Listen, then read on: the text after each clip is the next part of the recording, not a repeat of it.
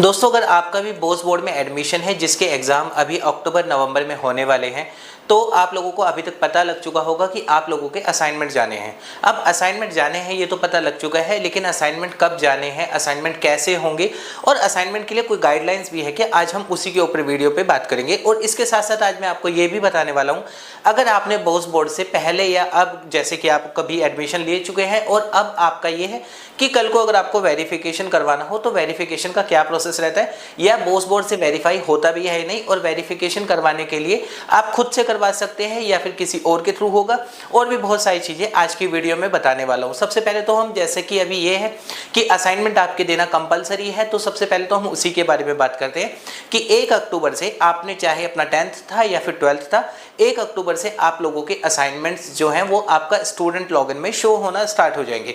जब वो शो होंगे तो वहाँ पर कंडीशंस क्या क्या हैं। सबसे पहले तो आपको एक अलग से लिंक दिया जाएगा जिस पर जाकर आप अपना name, email ID, registration number जो आपको आपके सेंटर से मिला होगा वो सब डालने के बाद आपका जो है वो ओपन होगा। जब वो ओपन होगा तो वहाँ पर आपको 20 ऑब्जेक्टिव टाइप क्वेश्चन मिलेंगे, यानी कि यहाँ पर आपको कुछ भी लिखना नहीं है, सिर्फ MCQs होंगे।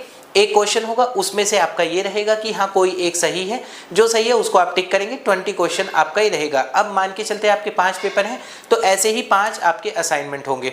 एक दिन में आप 1 या 2 से ज़्यादा असाइनमेंट नहीं कर सकते हैं। और दूसरा, 1 तारीख से ये जैसे ओपन होगा तो 10 तारीख को ख़त्म भी हो जाएगा, यानी कि अगर 10 तारीख को हम ये बात करें कि 11 तारीख को मैं कर सकता हूँ क्या, बिल्कुल भी नहीं कर पाएंगे। और अगर किसी ने असाइनमेंट मिस किया तो उसकी एब्सेंट लग जाएगी, उसको फेल कर दिया जाएगा। यानी कि असाइनमेंट भले ही चाहे बहुत छोटा सा है, 20 क्वेश्चन, यानी कि आपको 1 घंटे के अंदर उसका टाइम होगा, 1 घंटे में आपको देना है, तो है तो बहुत छोटा सा, लेकिन अगर आप इसको किसी भी रीज़न से नहीं देते हैं 10 दिन के अंदर तो उसके बाद आपको फेल कर दिया जाएगा, यानी कि असाइनमेंट देना कंपलसरी है। अब असाइनमेंट में भी 20 क्वेश्चन है तो आपको मिनिमम मार्क्स का भी लाना कोई कंपलसरी है क्या, तो हाँ, उसमें 6 क्वेश्चन आपका, मतलब 6 नंबर आपका आना जरूरी है। 20 नंबर का क्वेश्चन होगा, 20 नंबर का पेपर होगा, एक क्वेश्चन 1 मार्क्स का होगा, यानी 6 आंसर आपके सही होने चाहिए, तभी आपका असाइनमेंट पासिंग माना जाएगा। अब यानी कि अगर आप बोस बोर्ड से असाइनमेंट दे रहे हैं तो जो मोटा मोटा आपको चीज़ रखनी है वो ये याद रखनी है, 1 तारीख से शुरू होगा और 10 तारीख को ख़त्म हो जाएगा।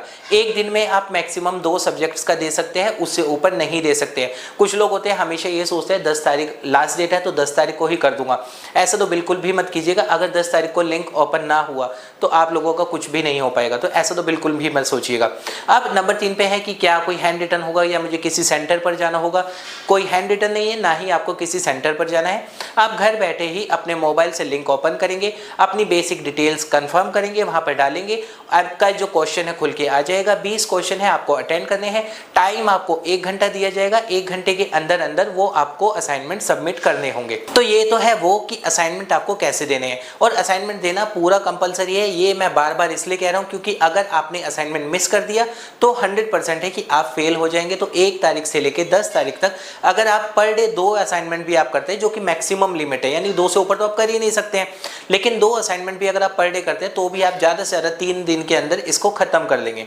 तो ये तो था असाइनमेंट का जो अपडेट है। अगर आपके भी एग्ज़ाम अब आने वाले हैं नवंबर सेशन के लिए, यानी कि जिसने भी अभी तक एनरोल किया था, तो उनके जो अपकमिंग एग्जाम है अक्टूबर के लास्ट में या नवंबर में स्टार्ट होंगे, उन लोगों के लिए मोस्ट इंपॉर्टेंट अपडेट है कि असाइनमेंट देना बहुत ज़रूरी है।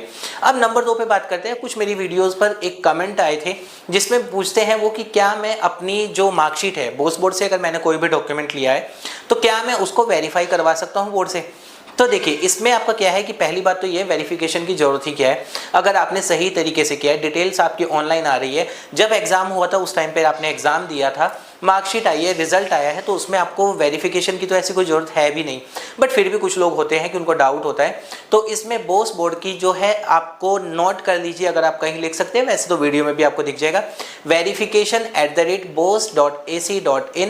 यहाँ पर आप मेल या आप जो कॉन्टैक्ट अस है वेबसाइट पर दिया गया है उस पर एड्रेस पर बाय कुरियर भी अपनी मार्कशीट का फोटोकॉपी ध्यान रखिए, हमेशा जो डॉक्यूमेंट वेरीफाई होते हैं वो फोटोकॉपी होती है, ना कि ओरिजिनल डॉक्यूमेंट होता है। तो जो भी आपको मार्कशीट आपके सेंटर से मिली है उसकी फोटोकॉपी करवाकर वो बोर्ड में कुरियर लगा सकते हैं। जब आप बोर्ड में कुरियर लगाएंगे तो वहां से वेरीफाई हो जाता है, लेकिन वहां पर भी एक कंडीशन है कि आप खुद से अपने डॉक्यूमेंट वेरीफाई नहीं करवा सकते हैं। यानी कि अगर आप यहाँ से 10th या 12th करते हैं, उसके बाद आप किसी कॉलेज या इंस्टीट्यूट को या यूनिवर्सिटी को अपने डॉक्यूमेंट सबमिट करते हैं, तो वो कॉलेज या इंस्टीट्यूट बोर्ड से वेरीफाई करवाएगा, जिसके लिए कोई चार्ज नहीं लगता है। वो आपको नहीं करना है, यानी कि वो सब चीज़ें जैसे आप फर्दर कॉलेज में आपने 10th किया तो 11th के लिए आपने कहीं दिया, वो कॉलेज बोर्ड को अपना वो बाई मेल करवा सकता है, और या फिर वो कॉलेज बाई कुरियर भी करवा सकता है। ऐसे ही अगर किसी ने 12th किया है तो यूनिवर्सिटी को इस तरीके से करवा सकता है। स्टूडेंट खुद से अपने डॉक्यूमेंट वेरीफाई इस तरीके से नहीं करवा सकते। अब दूसरा है कि अगर मैं स्टूडेंट हूँ और मैंने ही 12th किया है, मुझे ही करवाना है, वैसे तो इसकी जरूरत नहीं है, मैं बार बार बोलता हूँ, लेकिन फिर भी अगर मुझे करवाना है तो उसका क्या ऑप्शन है, तो आपने जिस भी सेंटर से किया है आप उस सेंटर से कांटेक्ट कीजिए, जो भी उसका चार्ज होगा वो आपको पे करना होगा।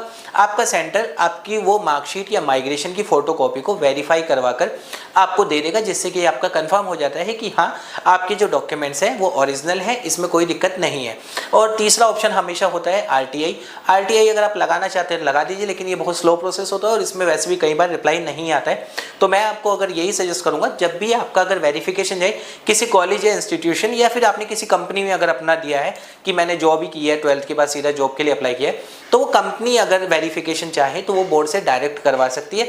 आपको बस उनको verification@boss.ac.in ये ईमेल आईडी देनी है और आपके डॉक्यूमेंट वेरीफाई कर दिए जाएंगे। अगर बोस बोर्ड की ऑफिशियल वेबसाइट पर आपकी डिटेल्स आती हैं तो, यानी कि जहां पर आपने लॉगिन किया था रजिस्ट्रेशन होने के बाद, आपका वहां पर आई कार्ड दिखाता है, आपका वहां पर एडमिट कार्ड दिखाता है, एग्जाम की चीज़ें दिखाता है, वहां पर अगर आपकी डिटेल्स है तो 100% आपकी चीज़ों को वेरीफाई कर दिया जाता है।